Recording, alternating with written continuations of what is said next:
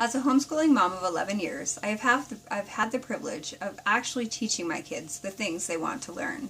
I have seen firsthand the result of children who are not socialized the way society would have them be, and they're not so bad. Mahatma Gandhi said, "There is no school equal to a decent home, and no teacher equal to a virtuous parent." The most ideal education for children is personalized from loving teachers who can teach in alignment with their core beliefs. Homeschooling is the best way to achieve this ideal. Now, I'm not saying homeschooling is for everyone, because it's not. But what I am saying is homeschooling might be an awesome way for you to connect with your children even more. There was a time in my life as a young mother that I knew that homeschooling was not for me. As a public schooler, the only homeschoolers I knew were weirdos. Things have changed. The amount of students that are homeschooled has been on the rise for years. According to homeschool.com, over 2 million students are homeschooling now, a 75% increase from 1999. I decided to homeschool when we lived in a community where there were police stationed at each of the public schools, including the elementary school. The quality of education in that community was poor, the lowest in our state. I knew I could do better.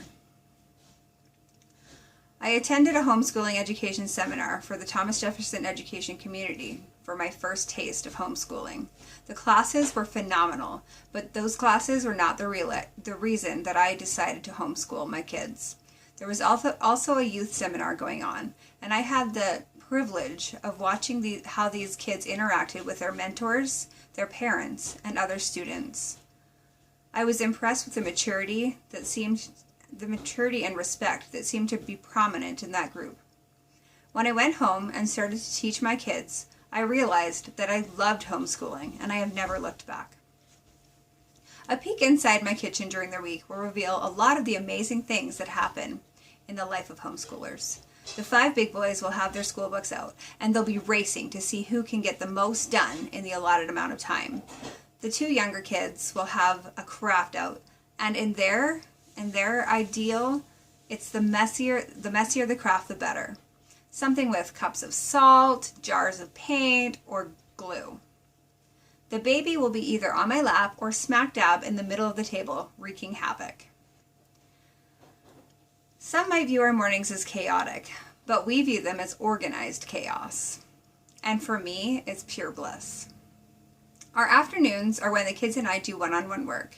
At the kitchen table, I sit with one kid on my right-hand side and one on my left. The one on my right is doing their writing, and that's where most of my time is allotted. The one on my left is doing math, and I will help my budding mathematician if he gets stuck on a question.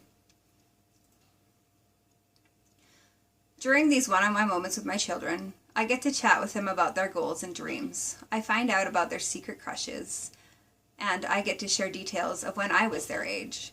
These moments of connection and bonding are the most precious of my day. Children thrive when they feel genuine love from their teachers. They are able to feel that genuine love in a homeschooling situation. Parents as teachers have a built-in rapport with their students. Strangers as teachers have to build that rapport over the first few weeks of school. While public school teachers are going over review and playing icebreaker games, homeschooling parents are able to continue teaching their children through the summer and skip review and get to know you games. According to the National Center for Educational Statistics, the average class size in 2007 was 22 pupils. This allows approximately 3 minutes of personalized time for a student with their teacher per class period. The Homeschooler Progress Report from 2009 shows public school students at an average of 50% across the board in all subjects.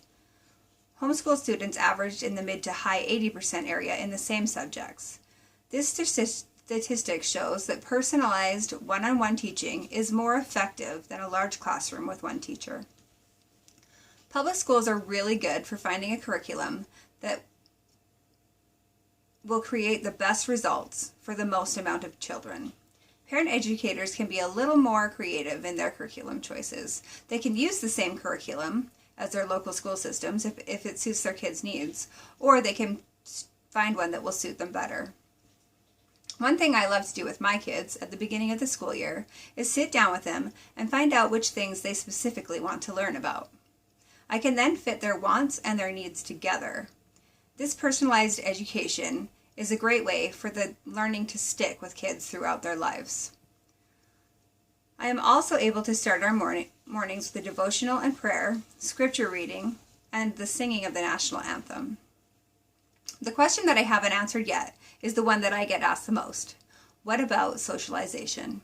Admittedly, public schools are great at providing the aspect of socialization. Students are in classes with large amounts of kids their age and often make friendships that will last throughout their years in the public school system, or even their lives. Socialization is different in a homeschool setting, but it still happens. My children are not put into a classroom with 20 to 30 other students, but instead are involved in extracurricular activities, usually of their choosing. My kids have been in theater academy and community plays. They've had martial arts, dance classes, swimming lessons. They've had classes about worms and dirt, and they've taken art classes. One of the great things about all these different classes is that while they are there, they get to interact with people with the same interests as them, in a diverse group of all ages.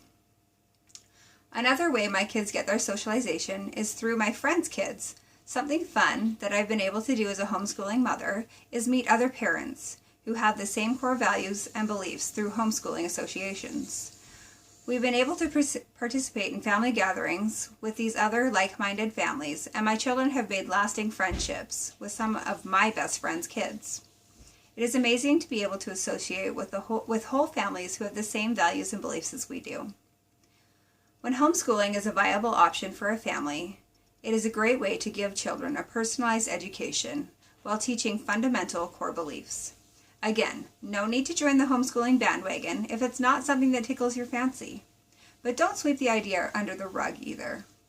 If homeschooling is something that does interest you, getting started is easy. In closing, a few steps I would recommend are find your local support group and find a forum of homeschoolers online. Other homeschooling parents will be your best resource. They will get you going in the direction you need to go, and your children will lead you down the path the rest of the way.